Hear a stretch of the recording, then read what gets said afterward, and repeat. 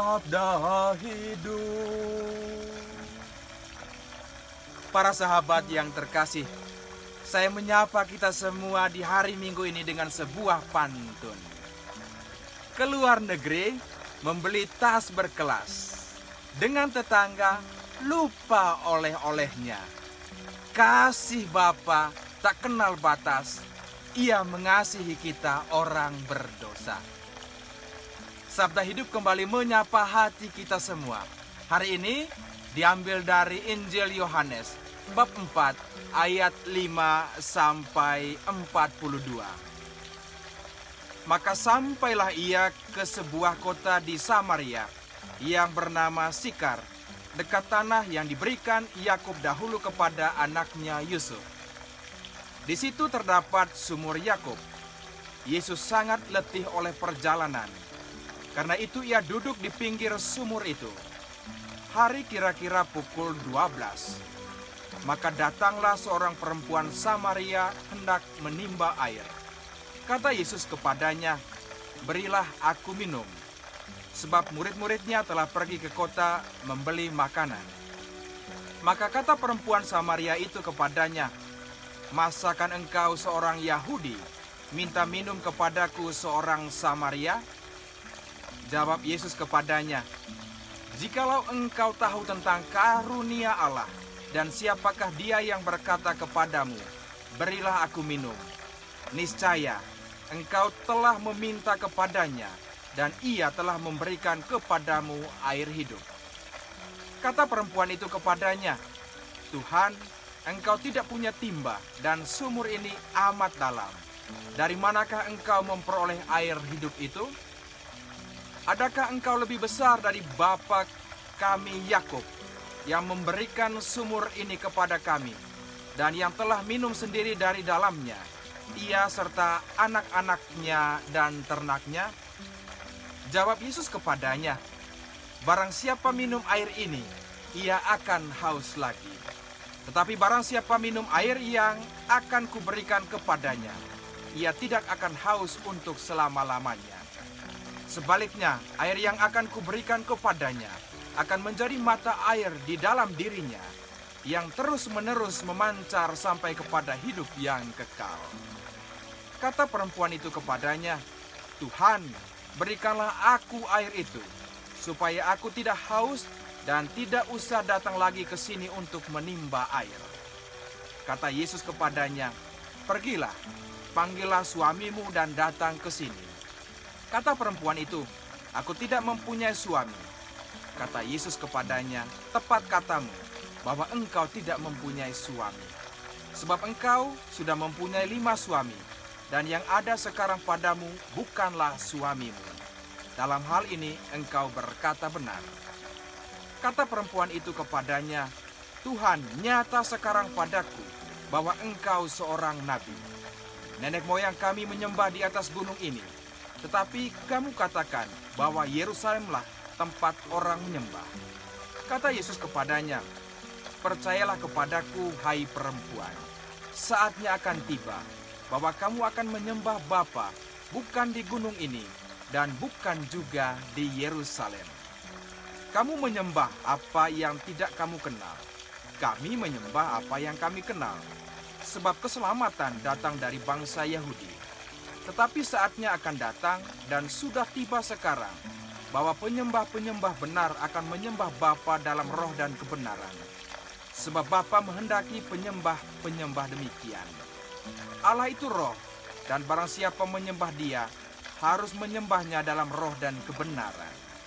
Jawab perempuan itu kepadanya, "Aku tahu bahwa Mesias akan datang, yang disebut juga Kristus. Apabila ia datang, ia akan memberitakan segala sesuatu kepada kami." Kata Yesus kepadanya, "Akulah dia yang sedang berkata-kata dengan engkau." Pada waktu itu datanglah murid-muridnya, dan mereka heran bahwa ia sedang bercakap-cakap dengan seorang perempuan. Tetapi tidak seorang pun yang berkata, "Apa yang engkau kehendaki?" atau "Apa yang engkau percakapkan dengan dia?"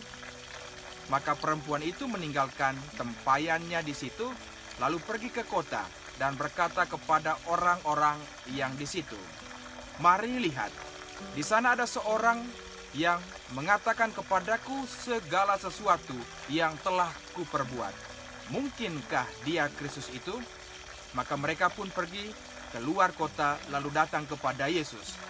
Sementara itu murid-muridnya mengajak dia, katanya, "Rabi, makanlah." Akan tetapi ia berkata kepada mereka, "Padaku ada makanan yang tidak kamu kenal." Maka murid-murid itu berkata seorang kepada yang lain, "Adakah orang yang telah membawa sesuatu kepadanya untuk dimakan?" Kata Yesus kepadanya, "Makananku ialah melakukan kehendak Dia yang mengutus aku dan menyelesaikan pekerjaannya.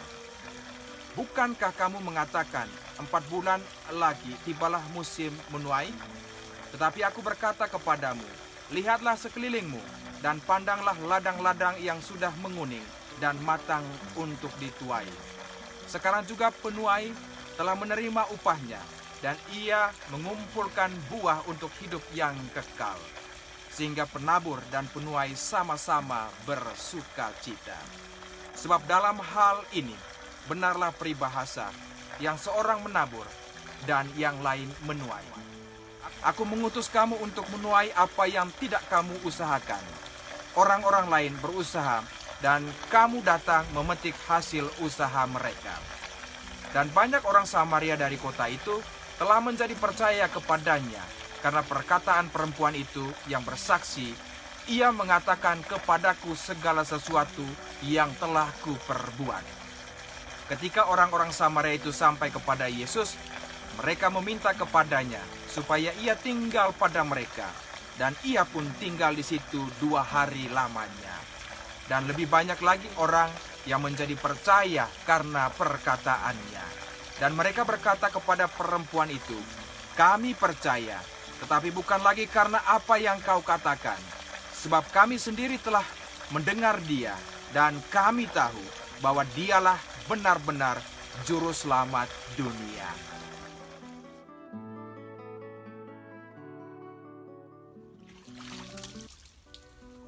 Para sahabat yang terkasih, dalam keletihan perjalanan hidup ini, kita butuh air.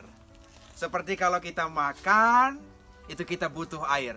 Bayangkan kalau makanannya, nasi goreng, kare ayam, atau daging. Kalau tanpa air, seperti kita orang sesak nafas saja. Sulit untuk hidup. Karena itu, hari ini dalam Injil, ada 3 poin yang saya mau sharingkan.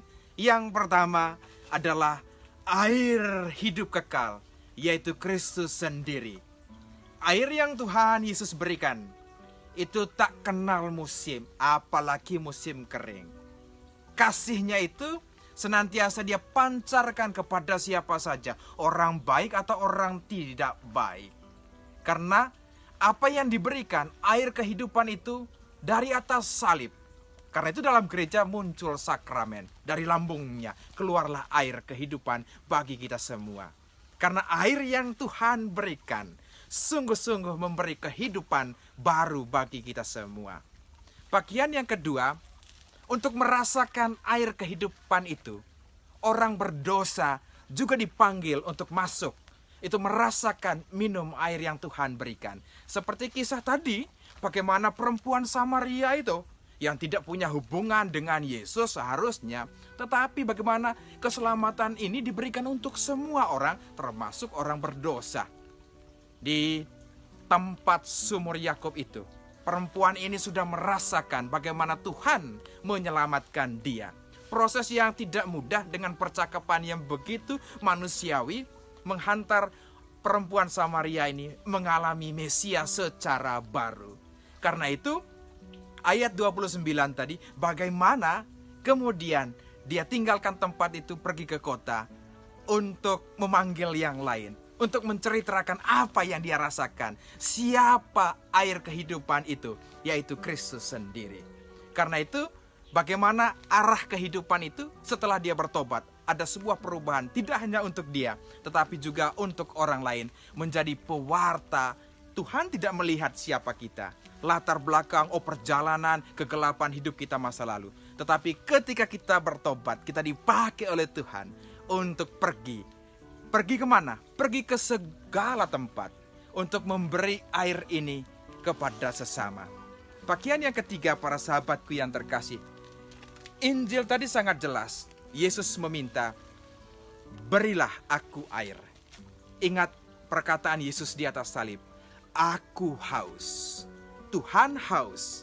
Itu berarti bahwa bagaimana saya dan para sahabat mendengar semua apa yang orang rindukan saat ini. Karena Kristus hadir dalam wajah yang berbeda. Dalam wajah orang-orang miskin, dalam wajah para migran, atau dalam wajah orang-orang di rumah jompo, di rumah sakit, atau di mana saja. Karena itu permintaan Tuhan Yesus, berilah aku air, aku haus, juga sebuah permintaan kita di masa Prapaskah ini untuk pergi memberi air-air kehidupan kepada sesama. Air-air kehidupan itu apa, para sahabat yang terkasih? Secara sederhana saya mau katakan, air pengharapan. Dan lebih dari itu, Injil hari ini, air pengampunan. Pengampunan yang dari dalam hati akan memancarkan sebuah kehidupan baru bagi siapa saja. Karena itu Prapaskah adalah sebuah seruan bagi kita untuk pergi memberikan setetes air pengampunan kepada sesama. Maka orang akan merasakan pada bagian terakhir dari Injil ayat 42. Orang datang merasakan Yesus tinggal 2 hari. Bukan karena perempuan Samaria perkataan-perkataannya itu lagi, tetapi karena mereka lihat dengan mata kepala dan iman mereka merasakan kehadiran Tuhan. Ketika kita berbagi air-air kehidupan kepada sesama, kita dipakai sebagai alat oleh Tuhan. Tetapi yang lebih diminta oleh Tuhan, bagaimana orang lain merasakan itu secara pribadi, hubungan yang sangat akrab dengan Tuhan, merasakan Emmanuel, Allah beserta kita ada di sini bahkan sampai kekal. Tuhan Yesus memberkati, Bunda Maria merestui. Amin.